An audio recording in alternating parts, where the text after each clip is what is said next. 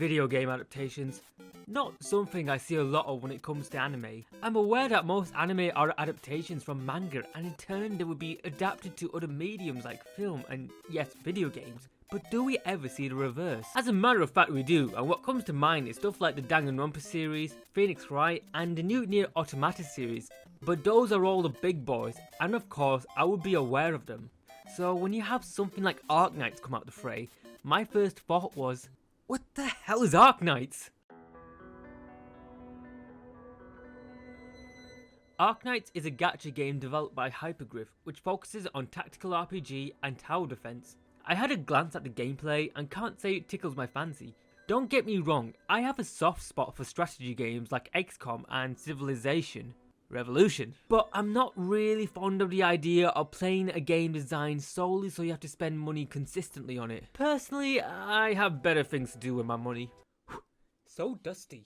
Anyway, it wasn't long till Yostar, the publisher of the series, announced an anime adaptation of the game called Arknights Prelude to Dawn, which would retell the story of the games in anime format. And they have plans to create an anime universe around it, as season 2 has already been announced called Arknights Perish in Frost, as well as a spin-off series called Lee's Detective Agency. Looks like the producers have high hopes for the universe, and I'm sure they're trying to attract a bigger audience for the games. I mean, I'm not going to get the games myself, but I was really curious when it appeared on Crunchyroll, and honestly my main thoughts were, not too sure about this, but I don't really have an anime to watch on Friday, so might as well give it a go. So let's see what Arknights has to offer. So the story begins in an unusual building set in the ruined city of Chernobog, where we see a girl with bunny ears shout out to a person known as the Doctor.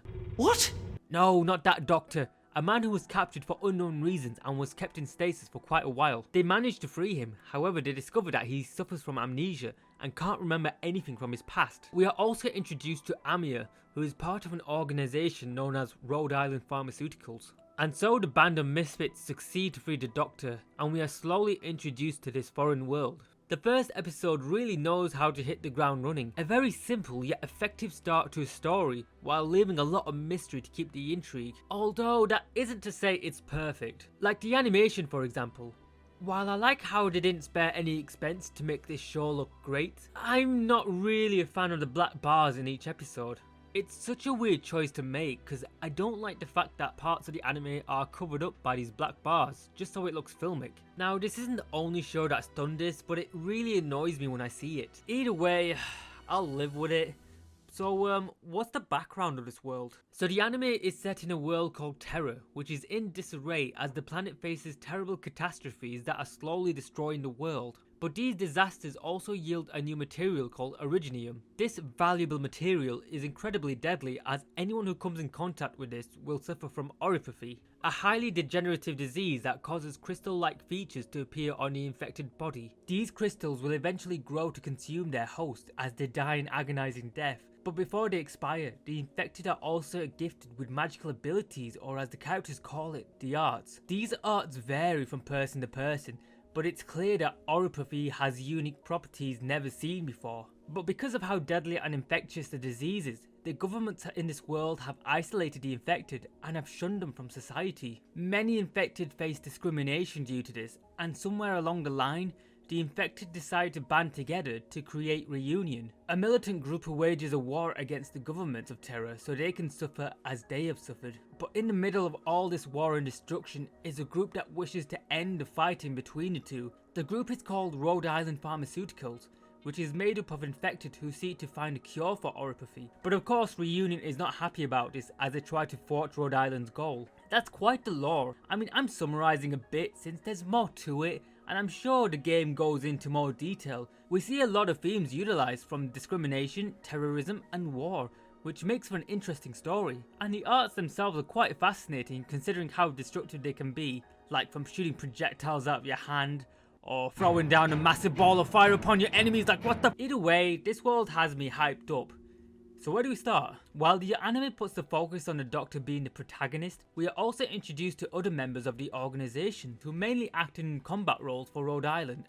And you may have also noticed that most of them are female soldiers, interestingly enough. Each has their own specialties and personalities, and at this point you're probably wondering, why the hell do these characters have 2 ears? I have to admit, I did find the Anamorphic characters a bit out of place, I mean, they're cute, but why? If I was pretentious, well, more than I already am, I would say this would be a great way for the creators to put something we like in anime and have them go through horrors as we see how Arknights isn't all sunshine and rainbows. No, here you'll see the cute characters go through many tribulations that we can scarce imagine, and as the story goes on, you start to feel sick to your stomach at how the anime abuses these characters like playthings in a sandbox. But I'm pretty sure this anime has them because people like cute girls and cute girls mean more money. So anyway, after the banger of the first episode, Rhode Island continues to extract a doctor, and despite things getting toasty, they soon head off to Lungmen for their next mission, an infection-free zone guarded by a task group who keeps refugees from entering the pristine city. And from here, I was looking forward to seeing where it would go. Maybe some more operations, the doctor feeling the swing of things, developing a personality in these desperate times. Unfortunately, it kind of goes downhill from here. It's weird because after that strong start, the show begins to feel stale, as in each episode we see the group enter into small scuffles of reunion soldiers. Sure, the group retrieves some new people, but it starts to get really boring. I think this is where the adaptation quibbles come in, as in each episode we start to see the group fight bad guys and then put in some exposition of the story. I was just getting tired of seeing the same thing. It needed some sort of wow factor. And while the animation itself is fine, it doesn't really carry a torch throughout the show, as I can see this working in a video game where you choose the battlefield before moving on, but here it just turns a promising start into a slog. Also, it didn't help that the main character himself was just there for the most part. I mean, I loved that scene where he got his head in gear and orchestrated the defense with the Rhode Island, but then we don't really see that again, as now he's treated as being autopilot, and because of the amnesia, he has no personality, so he's just a blank slate. Again, this works in a video game, as the player is the doctor, and the amnesia is used to explain the world and mechanics. But in anime form, the perspective is not from his point of view anymore, but from a number of characters. So when you have characters more interesting than the Doctor, then he just feels like he's not adding anything, and I honestly was expecting more from him. But at least the other characters seemed interesting, like Amiya, and I really like Chen as well. Her voice actress has this roughness that fits with the characters. But yeah, it's an 8-episode series, and by episode 5, I wasn't feeling it. I stuck to it because the world was interesting, but it wasn't something I was excited to watch when each episode dropped. It's also a bit weird because I was really on the fence about these critiques. Because at one point I understand that they're trying to develop this world in anime format, and so they're taking it slow and steady as they follow the story of the game. So it wouldn't be fair to have the Doctor be a power fantasy badass all of a sudden, or have the story move at a lightning quick pace. I think the developers have an idea of how they want to tell their story, and frankly, I've seen what happens when studios rush this stuff.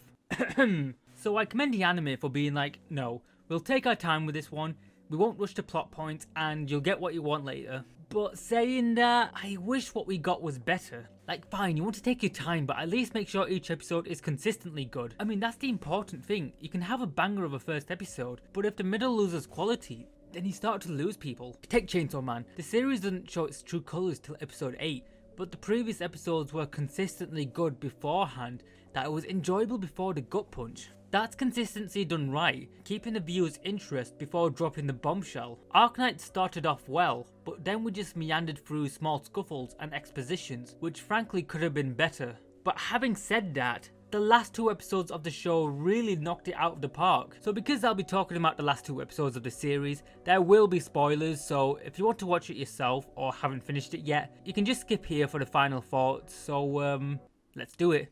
So while in Lungmen, Rhode Island meets up with the head of the police, who tasks them to find Misha, an infected girl located in the slums who holds some higher-ups' interest. So Rhode Island is dispatched into Lungmen, where they encounter reunion forces, as well as a masked soldier known as Skull Shatterer, who takes a disliking to Rhode Island for betraying the infected. But Rhode Island manages to escape with Misha and delivers the package to the captain. But things aren't over as Reunion ambushes the squadron and takes Misha away to a quarry. Rhode Island hears of this and heads off after Reunion forces to rescue Misha. But meanwhile, the Skull Shatterer takes an interest in her, and we soon learn that the two are actually siblings. Skull Shatterer tries to convince her that Rhode Island is the enemy, but Misha rebukes him, so he leaves her, and Tallulah, the woman who brought down the ball of fire in the second episode, appears and informs Skull Shatterer that if they kill the Doctor, the Rhode Island forces will flee.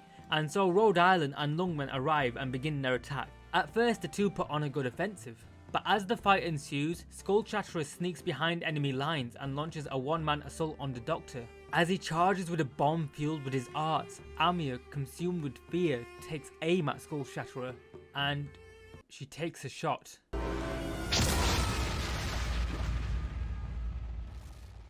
Skull Chatterer lies dead on the floor, and Reunion forces dissipate. It seems Rhode Island and Lungmen rule this day. But Misha, she witnessed what Amiya had done to her brother from afar. Enraged at what Amiya had done, she takes on Skull Chatterer's mantle and rallies Reunion, but instead of attacking, she orders them to fall back.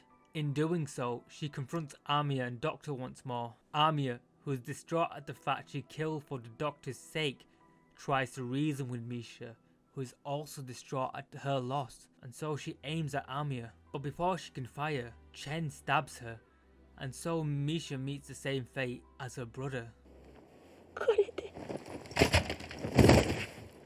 Amiya is completely broken at the fact that she not only killed someone, but she failed to save Misha.